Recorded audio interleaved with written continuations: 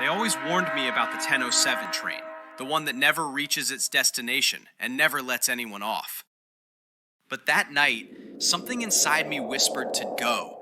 The rails sang like a calling I couldn't resist. Through the dense fog, the sound of grinding metal echoed like a heartbeat lost in time. As I stepped inside, the doors slammed shut behind me, sealing my fate without a sound.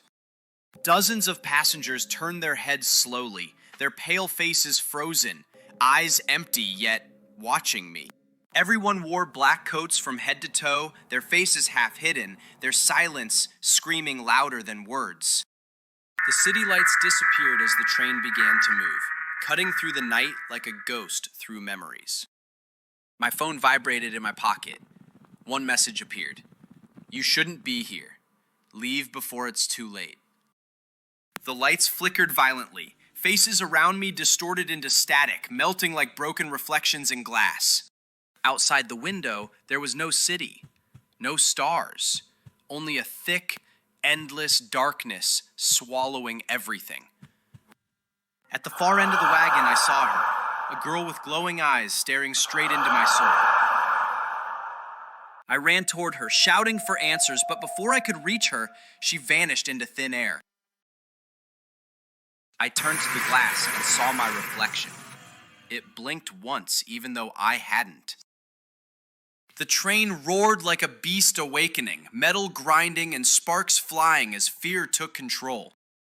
Then he appeared, an old conductor with a cracked voice whispering, "This train never stops, never has."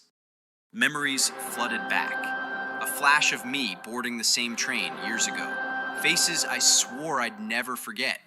The lights turned crimson, alarms blared, and shadows began to move across the aisles like living smoke.